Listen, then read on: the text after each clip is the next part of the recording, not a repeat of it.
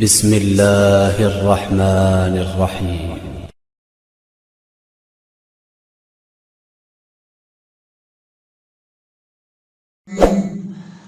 أعوذ بالله من الشيطان اللعين الرجيم. بفضل بسم الله الرحمن الرحيم وبه نستعين وهو خير ناصر ومعين. الحمد لله الذي هدانا لهذا وما كنا لنهتدي لولا أن هدانا الله.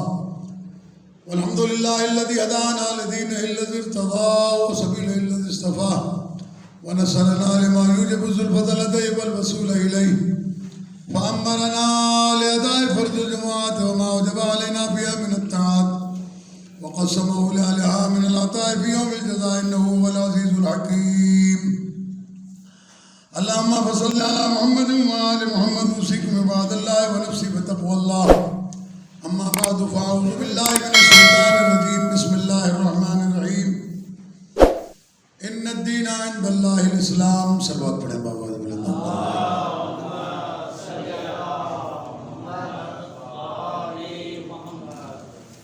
برادران عزیز، یہ گزشتہ جمعہ یہاں پڑھایا تھا، اس میں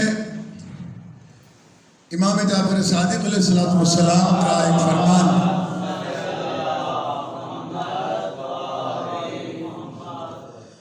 امام کے ایک صحابی ہیں مفضل، بہت ہی مشہور و معروف صحابی ہیں امام کے، جن سے بہت ساری جو ہے وہ روایات منسوب ہیں امام علیہ السلام کی. اس میں سے جو پہلا حصہ میں نے تفصیل کے ساتھ بیان کیا تھا، اس کی صرف ترجمہ بیان کرتا ہوں تاکہ بات کو آگے بڑھایا جا سکے. امام علیہ السلام ارشاد فرماتے ہیں اپنی ایک وصیت کے اندر، کہتے ہیں کہ لا تأکلوا ولا تجفوا فقراء شیعۃ آل محمد علیہ السلام. آل محمد علیہ السلام کے شیعوں کو اس طریقے سے مولا فرماتے کہ لا تأکلوا، کہ ان کو حقیر نہ جانو، ان کی بے عزتی نہ کرو، ان کی حقارت نہ کرو، ان کو کمتر نہ سمجھو. ولا تجفوا، اور نہ ہی ان کے اوپر جفا کرو.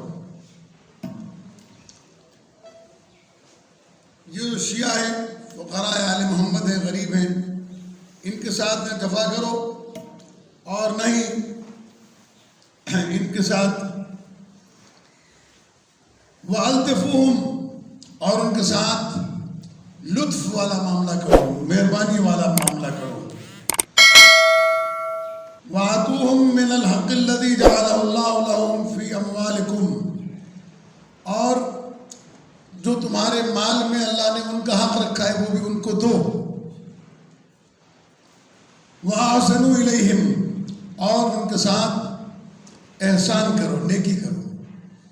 عزیزان گرامی، میں نے جو اس فرمان سے یہاں تک بات سمجھی ہے کہ یہ خمس اور زکوٰۃ کی بات نہیں ہو رہی، بلکہ یہ بات ہو رہی ہے کہ جو اللہ نے آپ کو رزق دیا ہے، اس رزق میں سے غرباء اور فقراء آل محمد کو دو. عزیزان گرامی، یہ اموال قرآن مجید نے بھی تقسیم کیا ہے اس کو کہ وَلَيْسَ الْبِرُّ أَن تُوَلُّوا وُجُوهَكُمْ قِبَلَ الْمَشْرِقِ وَالْمَغْرِبِ. یہ کوئی نیکی نہیں ہے کہ تم اپنا منہ مغرب یا مشرق کی طرف کر کے کھڑے ہو جاؤ. وَلَكِنَّ الْبِرَّ مَنْ آمَنَ بِاللَّهِ، لیکن نیکی یہ ہے کہ تم اللہ پر ایمان لاؤ، وَالْيَوْمِ الْآخِرِ، اور قیامت کے دن پر ایمان لاؤ، وَالْمَلَائِكَةِ، ملائکہ پر ایمان لاؤ، والکتاب، نازل شدہ کتابوں پر ایمان لاؤ، والنبیین، اور اس کے تمام انبیاء پر ایمان لاؤ. اس کے بعد جب تم یہ ایمان لے آؤ، اب یہ کیسے پتہ چلے گا کہ آپ اللہ سے محبت کرتے ہیں؟ آپ نے اللہ کی محبت میں یہ کلمہ پڑھا ہے یا یوں ہی پڑھ لیا ہے؟ تو قرآن مجید فرماتا ہے وَآتُوا الْمَالَ عَلَىٰ حُبِّهِ ذوِي الْقُرْبَىٰ. جو رزق اللہ نے تمہیں عطا کیا ہے اس میں سب سے پہلے اپنے غریبوں کو دیکھو، جو تمہارے عزیز ہیں، جو تمہارے رشتہ دار ہیں، ان کو دو. المال علی حبہ ذوی القربى والیتامى، اور جب عزیز و اقارب سے بچ رہے کچھ پیسہ اگر زیادہ ہے پھر یتیموں کو دو، والمساکین، اگر اور بھی زیادہ پیسے ہیں تو آپ مساکین کو دیں، وابن السبیل، اور جو حالت مسافرت میں فقیر ہو جائے سب اس کو دو۔ اس کے بعد والسائلین، جو تم سے سوال کرتے ہیں ان کو دو، وفی الرقاب، اور غلاموں کو آزادی یا بے گناہ قیدیوں کو رہائی دلانے کے لیے خرچ کرو۔ اس کے بعد قرآن مجید کہتا ہے وَأَقَامَ الصَّلَاةَ وَآتَى الزَّكَاةَ، اب تمہیں حق ہے کہ تم نماز بھی پڑھو اور تم زکوٰۃ بھی دو۔ یہ جو خداوند کریم نے اموال میں فقراء کا حصہ رکھا ہے، ہم دنیا والے سمجھتے ہیں کہ یہ مال ہمارے لیے ہے، بینک میں رکھنے کے لیے ہے، کل کام آنے کے لیے ہے۔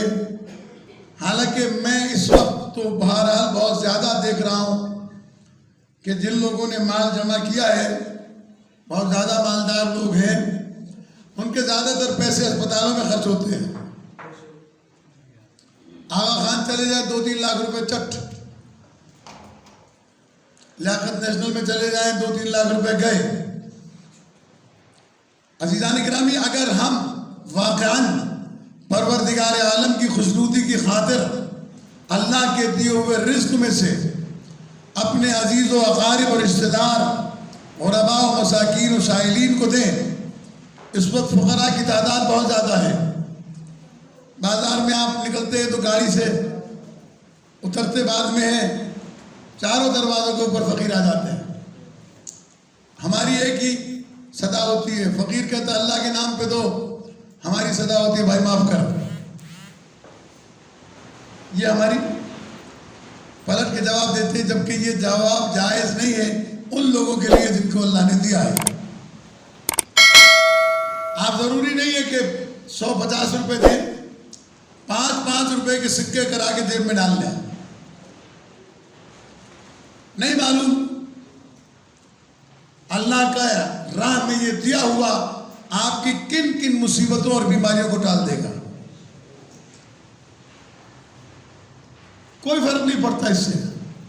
ہمارے بچے ہمارے ساتھ بازار جاتے ہیں نا تو 200-250-300 روپے سے کم خرچہ نہیں کراتے۔ ایک چاکلیٹ کا ڈبہ بھی لیتے ہیں تو 300-350 روپے کا آتا ہے۔ اس طریقے سے چپس، برگر اور نہ جانے کیا کیا بچوں کے لیے لیتے ہیں۔ میں یہ نہیں کہتا کہ بچوں کو نہیں لے کے دینا چاہیے، لیکن جب آدمی اس طریقے سے خرچ کر سکتا ہے تو 200-250 روپے کے سکے جیب میں پڑے ہوں، جہاں فقیر آئے اس کو 5 روپے کا سکہ دے دو۔ اللہ نے زیادہ دیا 10 روپے کا سکہ دے دو، 10 روپے کا نوٹ دے دو۔ آپ اللہ جانتا۔ اچھا ہمارے پاس یہ ہے کہ یہ مستحق ہیں کہ نہیں ہیں، کہ یہ کاروباری ہیں کہ یہ کمرشل ہیں کہ یہ پروفیشنل ہیں، اس قسم کی بہت ساری باتیں ہمارے یہاں چلتی ہیں۔ امام علیہ السلام، امام جعفر صادق علیہ السلام بازار سے جا رہے تھے،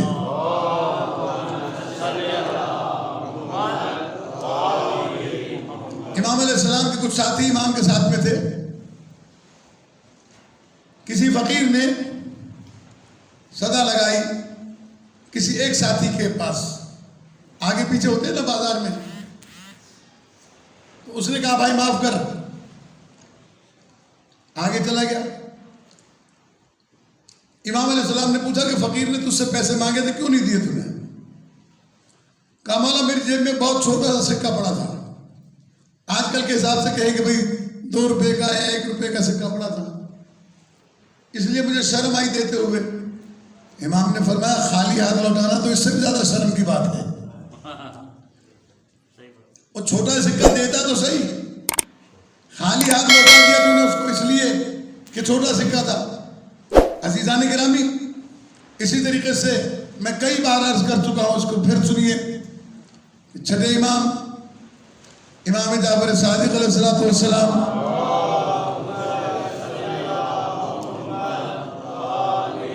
اور ائمہ اہل بیت علیہ السلام نے اس کی بہت تاکید کی ہے۔ ہم نہیں سمجھتے اس کو، لیکن ہمیں سمجھنا چاہیے اگر ہم آج کی دنیا کے مرگ مفاجات اور یہ ناگہانی آفتوں اور مصیبتوں سے بچنا چاہتے ہیں تو پھر اپنے ہاتھ کو کھولیے، اس طریقے سے کھولیے کہ آپ کی تنگ دستی بھی نہ ہو جائے آپ کو۔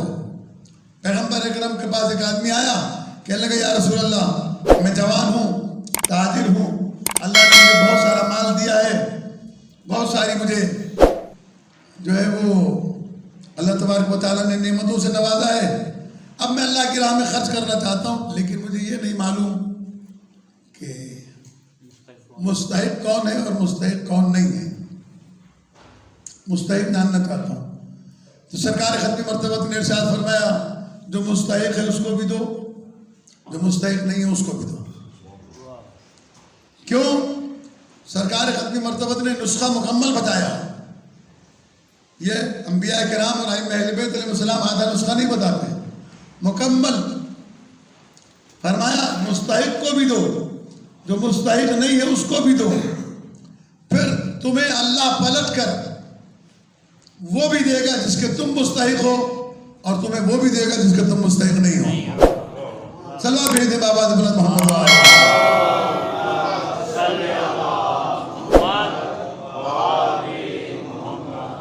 اس لیے میں دیکھ رہا ہوں کہ اس دور میں روزانہ کہیں نہ کہیں سے کوئی ایسی خبر ضرور آتی ہے،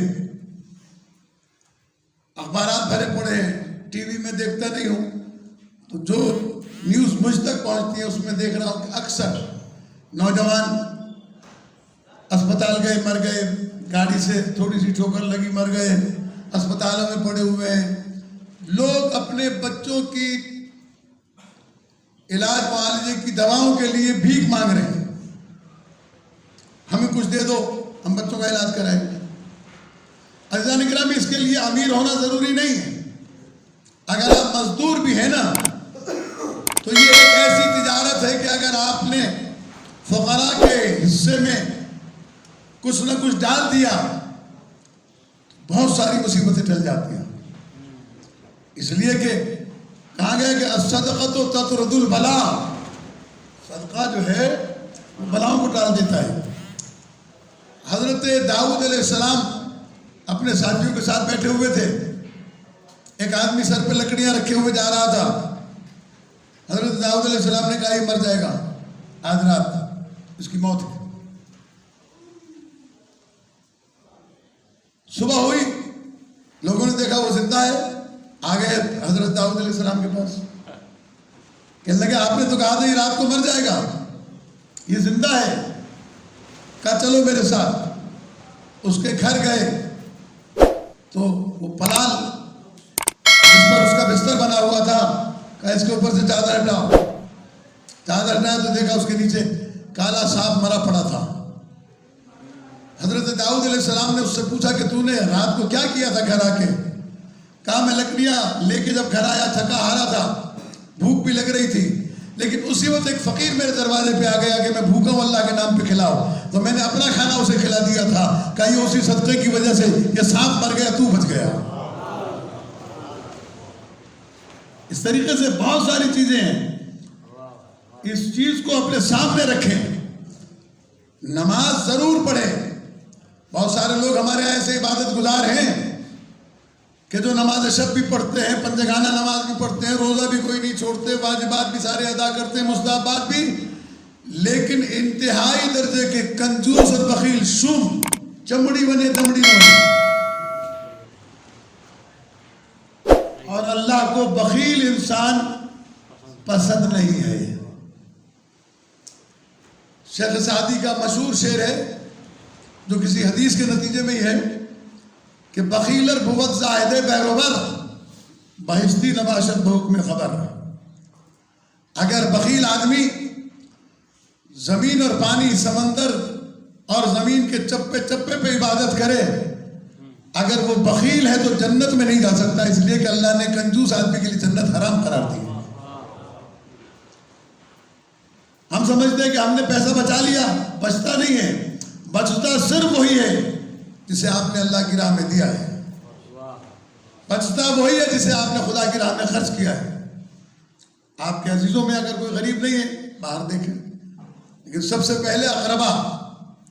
میں نے ایک خطبے میں عرض کیا تھا کہ اگر کسی کے پاس 5 درہم ہوں، 5 روپے ہوں اور وہ اللہ کی راہ میں خرچ کرنا چاہے تو اللہ کے رسول کے پاس جا کر اس نے پوچھا کہ میرے پاس یہ 5 ہیں، میں اسے خرچ کرنا چاہتا ہوں اللہ کی راہ میں، کیا کروں؟ تو سرکار نے ارشاد فرمایا سب سے پہلے اپنے والدین پر خرچ کر. اج کل جا جوان تھے اندر وہ ماں پی بھلے دکھ تے ہوجن ڈکھ تے ہوجن خبر نہ آئے جو ہاں ماں ہے مجھے مائی، میں اور میری بیوی، بس میرے بچے، ماں باپ سے میرا کیا تعلق ہے، ماں باپ سے میرا کیا لینا دینا ہے؟ پریشان ہے تو کیا ہوا؟ سرکار فرماتے ہیں حرام ہے کسی اور کام پہ خرچ کرنا، سب سے پہلے والدین پر خرچ کرو، جو والدین سے بچ جائے، پھر بیوی بچوں پر خرچ کرو، پھر جو بیوی بچوں سے بچ جائے اسے پھر پڑوسیوں میں فقیر ہیں ان کے اوپر خرچ کرو، پھر ان سے بھی بچ جائے تو اس کے بعد میں پھر آپ جائیں عزیز و اقارب جو جن سے صلہ رحمی کا حکم دیا گیا ان پر خرچ کرو، اس کے بعد بھی بچ جائے تو اب جا کے مسجد میں دو. ہمارا مسجد میں تو صرف 2 لاکھ روپے کا چیک، 5 لاکھ روپے کا چیک، بھائی کے گھر پہ چھت نہیں ہے، پنکھا نہیں ہے، بھائی کے پاس کھانے کو نہیں ہے، بھائی کے بچے اسکول نہیں جاتے، یہ قبول ہی نہیں ہے اس آدمی کا مسجد میں پیسہ دینا. روزانہ زیارتوں میں بھاگے کھڑے، سائیں ماں 10 دفعہ تھی آیا ماں، 15 دفعہ تھی آیا ماں، 20 دفعہ تھی آیا ماں، 5 حجہ مجھے 10 حجہ عمروں آئے، بالکل ثواب ہے. لیکن آپ کے گھر میں آپ کی بہن، آپ کے بھائی، آپ کے عزیز، آپ کا پڑوسی مومن اگر وہ تڑپ رہا ہے اور کسی بیماری کی وجہ سے اس کو پیسے کی ضرورت ہے اور آپ نہیں دے رہے، کیسی زیارت اور کیسا عمرہ؟ کوئی نہیں ہے. شریعت کو سمجھنے کی کوشش کریں. اسی لیے میں نے یہ حدیث امام جعفر صادق علیہ السلام کی پڑھی ہے اور اس کا بھی دوسرا حصہ باقی ہے، میں انشاءاللہ اسے بھی آپ کی خدمت میں عرض کروں گا. خداوند کریم ہمیں دین کو سمجھنے اور اس پر عمل کرنے کی توفیق عطا فرمائے. بسم اللہ الرحمن اللہ اللہ اللہ اللہ اللہ اللہ